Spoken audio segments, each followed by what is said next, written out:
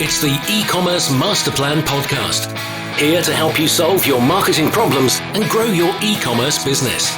Cutting through the hype to bring you inspiration and advice from the e-commerce sector and beyond. Here's your host, Chloe Thomas. Hello, welcome. It's very cool to have you tuning in. I'm Chloe, the host, as you probably know by now. I've listened to a few, and it's very cool to have so many of you out there listening. A big hello today to you if you are from Denmark. We have a lot of people from Denmark appearing to be listening to the podcast at the moment, so it's great to have you with us.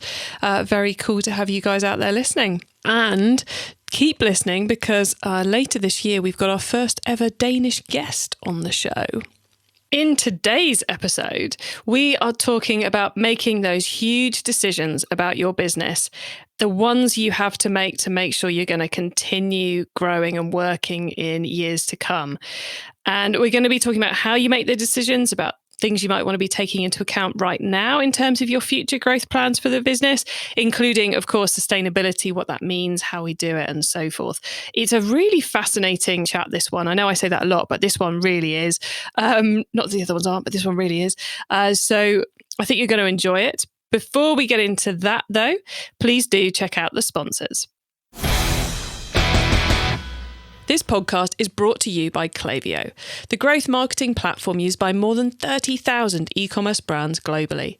In uncertain times, supporting your community and fostering relationships by being open and empathic is a strategy that will be appreciated and remembered far beyond today. One of the best channels to deliver these communications through is, and always will be, email. Email marketing is one of Klaviyo's foundational offerings, and when you leverage personalization driven by customer insight, you will create memorable marketing moments that cultivate lifelong relationships. Klaviyo truly understands how challenging it is for each and every business right now. Klaviyo is here to help brands communicate, engage, and foster relationships now and when all of this is just a distant memory. Visit klaviyo.com/masterplan. That's klaviyo.com/masterplan. With SendPro Online from Pitney Bowes, you can simply print postage stamps and shipping labels even when working remotely. For as low as $4.99 a month, you'll get access to special discounts and save up to 40% off USPS Priority Mail. Plus, for being an e-commerce master plan listener, you'll receive a free 30-day trial to get started and a free £10 scale to ensure that you never overpay. That includes being able to schedule package pickups and track shipments from departure to arrival. Go to pb.com/masterplan to access this special offer for a free 30-day trial plus a free £10 scale to get started. That's pb.com/masterplan to experience savings in your shipping costs with a free trial of SendPro Online from Pitney Bowes. And now to introduce today's special guest. Mark Kohlenburg is the CEO and founder of Moral Code, a D2C brand selling premium men's leather footwear and accessories. They launched in 2017 and are now fast approaching $5 million per year in sales. Hello, Mark. Hi, how are you? I'm good. Thanks for coming on the show. Thanks for having me. Well, the intro I've just given to the listeners is literally just about Moral Code, but you've got a history with shoes and e-commerce that goes back quite a lot further than 2017. So could you let us all know how you got involved in e-commerce in the first place, please? Yeah, truthfully, I got involved in e-commerce before e-commerce existed. So when it was only bricks and mortar and wholesale, but I have a long history in footwear and accessories. I spent about 15 years in a joint venture with Allen Edmonds, which is one of the leading men's footwear companies in the United States, footwear brands. I went off on my own for about 5 or 6 years with a group of investors and launched a brand of my own in the early 2000s. And then we sold that brand to the Waco Group, which are the owners of the Florsheim brand, Nunbush, Stacy Adams, Boggs, several other brands in the United States, really focusing on kind of the mid-tier men's footwear market. And they brought me on for about 5 or 6 additional years to run those brands for them, and I got bored again, and I left about 3 years ago for another go at it, and this time exclusively in e-com, which is really our parent company now is called WDM Footwear. That stands for Well Dressed Men Footwear, and we have an e-com brand called Moral Code, and we're going to be launching a new e-com brand in a couple of months.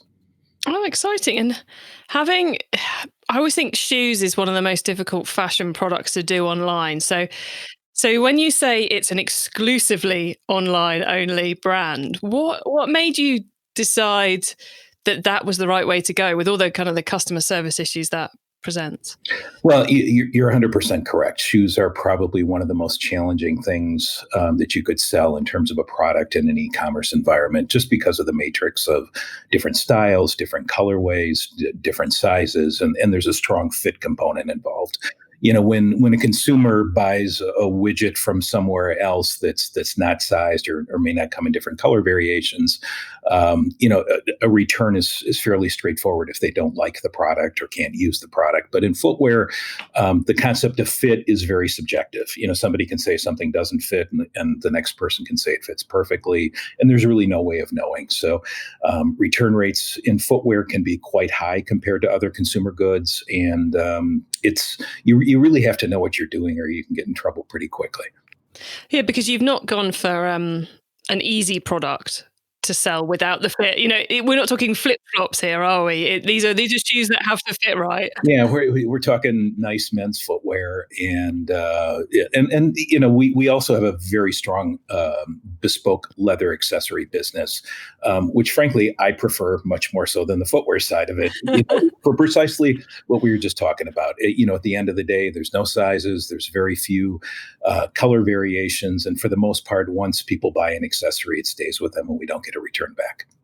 Yeah, because returns are challenging, aren't they? They're an annoying line on the P&L. Yeah, and with footwear in particular, once somebody wears that product, it's not like a piece of apparel that you wear it, you refold it, you send it back with all the packaging, but you really have to be quite careful with footwear, because if somebody wears it for an extended period of time, and they're not standing on a piece of carpeting or a rug or something, and the bottom is blemished, suddenly you have something that basically is unsaleable, and you have to eat that entire cost. It would cost too much to recondition the product and resell it.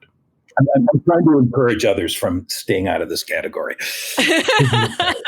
This is the subtle ploy. Keep the competitors out of the way. All right, Mark, we've covered a couple of the basics of the business, but where are you based and where do you sell to? We are based in Milwaukee, Wisconsin, which is literally in the center of the United States, quite close to Chicago, which is a great place, simply from a distribution standpoint, kind of in the middle of the country, equal distance to the East Coast and the West Coast. And there's a pretty strong infrastructure in the Midwest of great work ethic and good transportation and a good talent pool for us as well. What more do you need other than great logistics and great people? Absolutely. Good. And a low cost of living, which really helps to recruit too. Oh, nice. Very nice. And do you sell across the States and beyond, or is it purely North America? We right now we sell exclusively in the U.S. and Canada. We do have a branch of our business for Moral Code, which is our main direct-to-consumer brand that has already launched in Japan right now, and that's through our parent company. But the product is available in Japan as well, and we hope to expand quite quickly, honestly, to mainland Europe and the UK. Very cool. And what platform do you run all this through? Have you gone Shopify, Magento, something bespoke, or something else? We're in transition mode right now. Actually, Moral Code, we launched the brand about 2.5 years ago. And it's a custom website. So the market, ironically, in the last 2 years has almost changed 180 degrees. When we launched our brand, it was, really the targeting that we had defined, and the purpose of the brand was a lower cost competitors, some of the leading dress shoe brands for men in the United States, such as Allen Edmonds or Cole Haan or Alden, some of these very traditional brands, but at a fraction of the price because we're vertically integrated. We're totally 100% owned by the factory that manufactures the shoes. And we really can offer a pretty compelling product at a great price in the market. But within the last 24 months, the market has changed overnight. Men aren't wearing dress shoes anymore. I'm in New York today, and even the guys on Wall Street are dressing casual, and that's really turned the men's, not only the dress shoe market, but the men's apparel market, suits and ties, and typical business wear on its heels. So we've had to adapt pretty quickly, and we're literally in the process as we speak of a brand pivot, a pretty big pivot, in fact. So come August 1st, which is our target date, we hope to relaunch the brand with a very different look and feel of the product, the branding, and a strong degree of sustainability as well, kind of into our brand promise. But we'll be launching, with a new platform as yet, I would say TBD. It's not going to be Shopify, and we're trying to stay away from the custom side again, but, just make some minor adjustments to an existing platform that's out there. Wow. A busy few months ahead. Yeah, it's been crazy busy, but we're doing a lot of really exciting things. I'm actually in New York, reviewing some first prototypes of product after I'm done with this. And, we're excited to get moving, but it'll be an entirely new website, and, entirely new content and an entirely new product range. Literally the only thing that we'll be keeping is the brand name, which, when we launch this brand, it's the most common question I get asked, when I'm on a plane or meeting somebody new for the first time is, what's the deal with the name? Because most often D2C brands in the e-coms, space, either are a designer's name or, have something that leads you to believe they're from Italy or Spain or Portugal. And we have this very unusual name called Moral Code, which honestly has nothing to do with our president right now, or lack thereof. But we've since learned that we really have an enormously powerful brand name that we've done very little to exploit, or frankly to leverage. So that's going to be a big part of what we're doing in really playing off our brand name that we now see as an enormous asset that we just haven't tapped into yet. I guess, the way you explain it, so much has happened in the last kind of 24 months or so to really... Seems like 24 years though, doesn't it? Yeah, well, yeah, because, you have now got that increased focus on ethics and morality. Yeah. So I guess the reason that sustainability is part of the new iteration is partly down to the name. You couldn't relaunch as Moral Code without a sustainability element. Yeah, and I'm sure you've seen it as well, but sustainability is the biggest buzzword right now in all aspects of fashion, apparel, accessories, footwear, you name it. And there's no rule book. So it's kind of the Wild West of sustainability, and you get different brands making different claims, and there's no judge and jury to speak to the legitimacy of those claims or even if they're relevant. One of my pet peeves personally is the whole word vegan leather. And I hear it pretty often, and I just say to people, there is no such thing as vegan leather. It's plastic, which is literally what it is. And you may not be, killing cows to make a product, but at the end of the day, that vegan leather is going to sit in a landfill for hundreds and hundreds of years, much longer than something of a natural material such as leather. So what we hope to do, footwear is, when you talk about sustainability, footwear is a really challenging and difficult product to be sustainable in a given pair of shoes with any brand. Whether it's athletic footwear, dress footwear, there may be, there may be 80 or 90 different components from different suppliers that all kind of feed into that finished product. And it's virtually impossible to guarantee, full sustainability with all of those things. So, what we want to do is just be very honest and open and transparent with as much as we can do, but also letting people know what we can't do as well, and then have them make their own decision. Yeah, it is a bit like the Wild West at the moment, the whole world of sustainability. I drove past a petrol station yesterday, or a gas station for our American listeners, who had a sign outside saying "Drive CO2 neutral. If you sign up to our scheme, we'll plant some trees for you." And it's like, well, it's kind of, I mean, great, some more trees are going to be planted, but it's kind of missing the point, I feel. Right. Exactly. Shouldn't be driving at all or driving an electric. Well, yeah, exactly. Let's not get into that one as well today. So how did because it sounds like over the next couple of months, you are basically, well, as you said, everything is changing apart from the name. Yeah.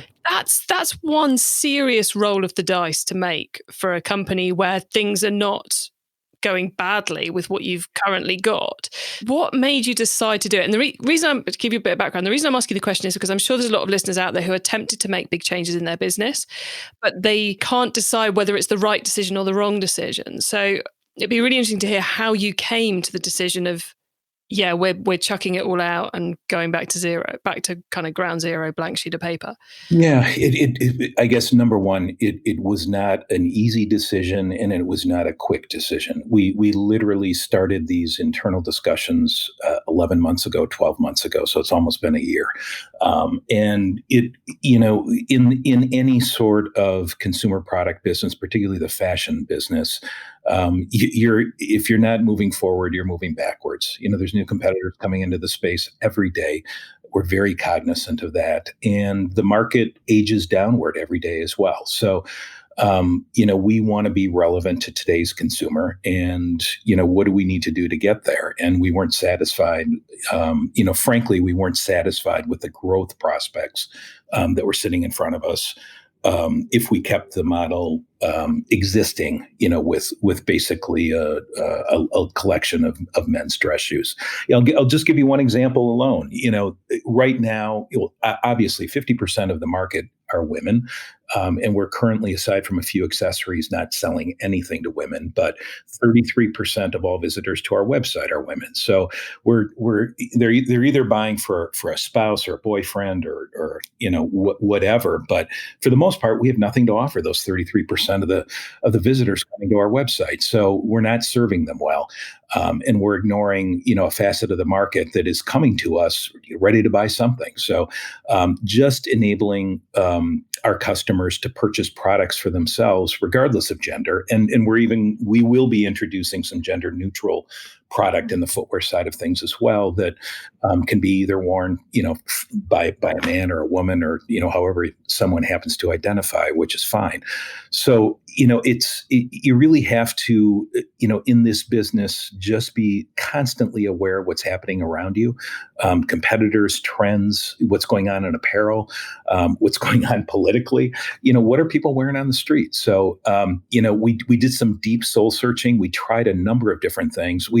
I'll be very frank with you. I haven't really told this to anyone publicly, but we debated, could we create 100% compostable shoe? Literally something that you toss into a landfill and, over whatever period of time, it becomes soil. But, we tried and tried and tried. But, getting back to the, 70 or 80 different components that goes into footwear, the fact is we couldn't control all aspects of that. So we took a more measured approach and really decided to do, what we could do.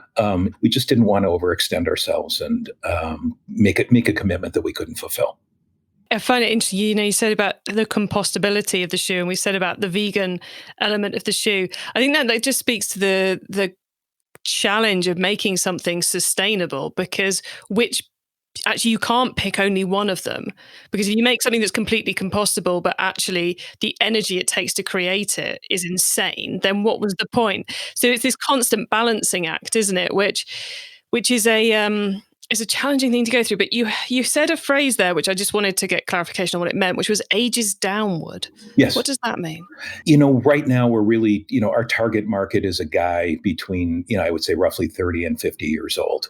But the reality is the people that are really driving the market, driving the eyes on product and the eyes on brands are people in their late teens and early 20s. So, those are the ones that are really establishing the dialogue with, sustainability and, just brands that just, have their heads screwed on right. And, again, in today's political environment, and I don't care if you're in the UK, you certainly have some similar issues in the UK as we do in the US, but you really start questioning everything right now. And I think, today's consumers, men and women in their late teens and through their 20s, frankly, are asking really important questions about the products they buy and the brands they buy and the decisions they make. And we can't keep our head in the sand anymore and just expect to put a product out there and people will buy it. It has to mean something more. Going back to the decision-making process to make this big step change in the business, I'm guessing that, or I'm thinking we've discussed thus far, is that it was really about looking at where sales in the future, like 2 years, 3 years, 4 years time, are going to be. And if you had a product and a brand that would fit with that. And well, actually, there's some really massive opportunities for growth that we're completely missing and where our product is going to be completely irrelevant. Therefore, we have to roll the dice. Yeah. At the end of the day, the casual work trend is not going away anytime soon. So, it became evident to us that, we could be a viable brand, with the existing product line and the existing brand architecture that we have, and just continue with business as usual. But the brand was very limiting. We weren't selling to women. 33% of the traffic to our site were women buying for their significant other or their husband. We literally had nothing to offer them, except for a handful of leather accessories. So, the new version of Moral Code, when it launches, product will be assorted equally for men and women. Accessories will be equally assorted. We'll have gender neutral footwear and accessories there as well. But, and I think more moderate price points and generally an enormous more casual product. So if the best thing I can tell you is if you think of an upgraded leather version of Tom's, that's kind of the aesthetic for the product moving forward. Now it's much more likely to appeal to the masses. Yeah, and a younger customer too. And you mentioned earlier on that you are owned by the manufacturer, which I would assume causes some additional challenges to changing tack, because they have to be able to manufacture whatever it is you're changing tack to. They do, and I'll give you an example. We and in addition to we have a lot on our plate, but in addition to our branded businesses, we also do some private label work for other brands all over the world, and our expertise is really manufacturing, I would say, mid to better grade footwear and accessories. We're not competitive at the low end of the market. We had one of our existing private label customers a few months ago come to us with a less expensive non-leather accessory that they wanted us to make because we're making all their leather accessories. And, at the end of the day, we had to say no, just because we don't have we don't have the labor cost to do it. And frankly, with all of the certifications that we hold and maintain, and we go through continual factory audits to maintain safety practices with our workforce, environmental practices, sustainability practices with everything, all those things come at a cost. And it's an important cost, but it really it forces us to focus on better grade products and not just making the cheapest products out there in either footwear and accessories that many people would like us to make. So I guess that may have helped with the decision-making process a little bit, because you can't suddenly go to the bottom of the market because you don't have the ability to manufacture. So part of it was we have to stick with this level of target customer price point wise. We do, absolutely. And that's really our sweet spot. And again, we're sometimes, people describe the middle as a very uncomfortable place. They say you either have to be the cheapest or you have to be the most expensive. And quite honestly, we are in the middle. When you look at many of the bespoke UK brands, we're probably half the price of them for a comparable product. But that middle for us is our white space. It's our sweet spot. And we do think there's enormous opportunity there, but we're never going to be the lowest cost out there. And with the new revamped Moral Code later this year, is it still going to be exclusively e-commerce, or I don't know, pop-ups or physical presence coming along down the line? I wouldn't say never. It's something that pops into our head quite often. Again, kind of just laying our cards on the table. I really haven't said this to anybody on the outside, but the challenge with any e-com brand, direct to consumer, is pricing. Because if you do want to eventually open it up to a wholesale audience or distribute it at a department store or other retailers, you have to really build margin in to sustain that from the beginning, because that department store is going to be looking for a minimum of absolute minimum of doubling the price, or a 50% markup, as we would call it in the US. If you add that in from the get-go, you're not going to be competitively priced as a strict e-com brand on your own. So there's arguments on both sides. We certainly would consider it moving forward. But as I mentioned, we're launching another second D2C e-com brand in a couple of months. And we also think even for that brand, there may be opportunities for a brick and mortar presence moving forward. Probably, from what you're saying, going into department stores and other retailers rather than necessarily a moral code or the new brand physical shop. Just opportunistically, we opened a brick and mortar retail store in our hometown of Milwaukee, Wisconsin, about 4 months ago. And it's really just an experiment just to see, number one, could we do it, what the results would be, what the merchandising would look like. We named the store Milwaukee Boot Company, which is the name of our new e-com brand that we're going to be going live with approximately on May 1st. And that it really, as an e-com only brand, it's always challenging because you're always an arm's length away from the consumer. Email is great, phone calls are great, but you never see that visceral reaction of a consumer, like trying on your product, experiencing it for the first time, commenting good or bad, about the product. So by having at least a limited retail presence, you really have an opportunity to, kind of see the look and feel of the product in the eyes of the consumer.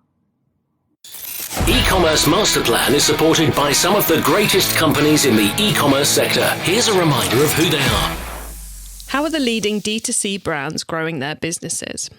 They're using Klaviyo, the growth marketing platform chosen by over 30,000 global innovative online brands. Klaviyo believes in supporting growth, which is why they won't tie you into lengthy contracts, hidden setup or support fees, or feature-based pricing. With a platform that's both powerful and easy to use, it's no surprise so many brands have switched to Klaviyo. Looking for one more compelling reason?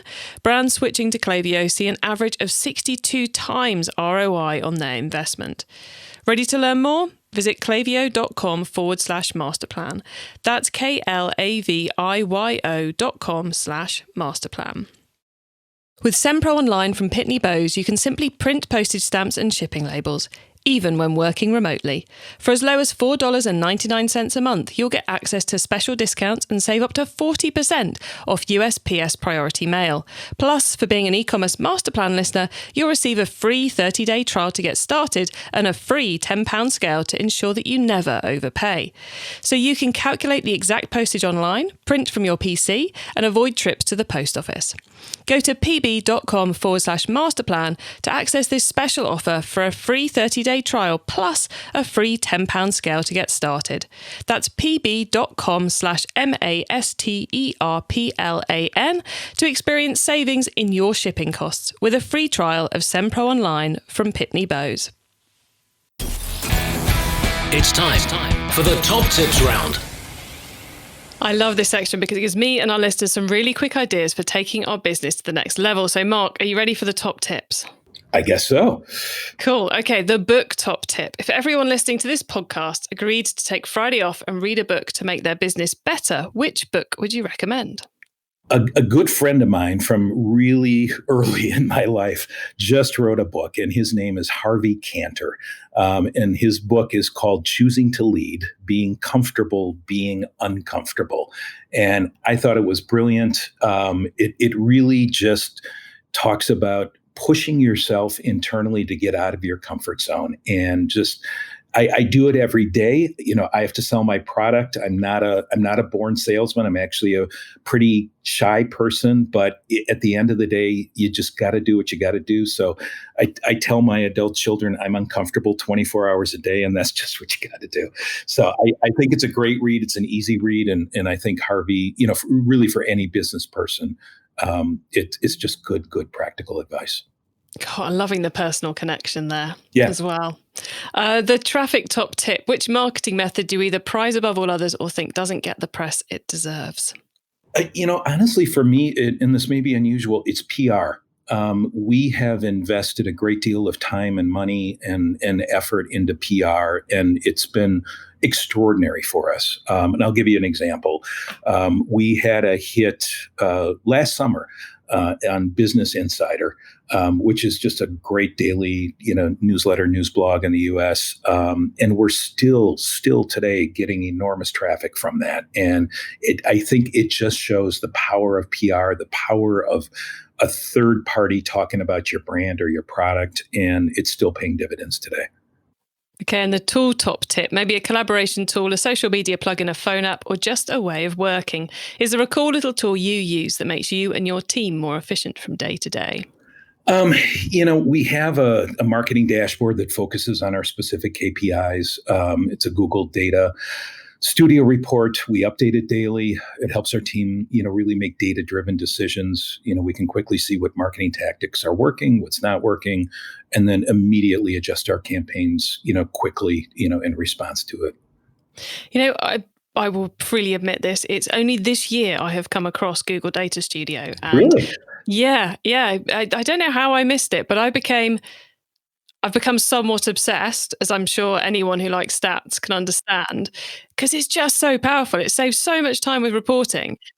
And I think, listeners, correct me if I'm wrong on this, but I think, Mark, you're the first person to recommend it on the podcast as well, which, listeners, I can see Mark's face here. He is flabbergasted by that. Full on shock going on there. We use it every single day. It's just so powerful. Yeah. Agree. Anyway, there you go, guys. There's the rest of your day sorted. Go and play with the Google Data Studio. Mark, the final top tip, the growth top tip. If you met someone today who's focused on growing their e-commerce business from 100 orders per month to 1,000, what would be your number one tip for them? There's not a lack of product out there, and there's not a lack of brands out there. So nobody has ever knocked on my door saying, you know what, I can't find any shoes to buy. So to me, what I tell people, when people come to me and ask that same question is be honest, be original, distill the why with your product, regardless of what it happens to be. But you really have to separate yourselves from that competitive pack. An old ad agency that I used to work with, once used the adage, zig where others zag. And all that means is, if everybody else is following, one idea or one concept or one area, just go in the opposite direction, separate yourselves. And I think particularly in a very crowded e-com arena, that's a great method for differentiation and success. Oh, more good advice. Mark, it's been great chatting to you today. You shared so much. Before we say goodbye, could you let the listeners know where they can find you and your business on the web and social media, please? Yeah. Our first direct-to-consumer brand is moralcode.com. And our upcoming e-com brand is Milwaukee, which is MILWAUKEE, bootcompany.com. And that'll be going live for e-com approximately May 1st. Wow. So this episode will probably be out by the time that site's live. So guys, you can go and check out both of them. And I will be on tenterhooks to see what the new Moral Code looks like when we get to August as well. It's an exciting year ahead, Mark. I wish you all the best for it. And thank you so much for coming on the podcast today. It's been a pleasure. Thank you for having me. I appreciate it.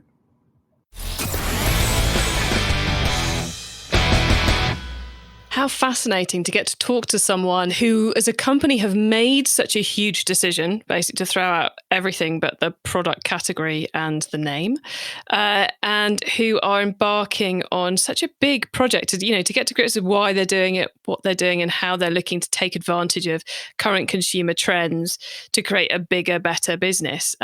Really fascinating. I will certainly be tuned in looking for what the new sites look like over the coming months. If you want to get your hands on the notes from today's show, including those top tips, links, and details of related episodes, then do head over to ecommercemasterplan.com/podcast, where you'll find out everything about the show in general and a link to the page of details about this particular episode and all the rest of the episodes. If you're enjoying the E-commerce Master Plan podcast, please do share it with your e-commerce friends, Twitter, Facebook, TikTok, any way you want to share it. I'm happy for you to do so, because the more people we can get listening, the more people we can help to improve their e-commerce businesses too.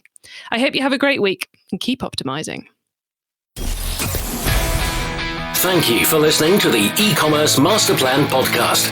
Find out more at ecommercemasterplan.com/podcast.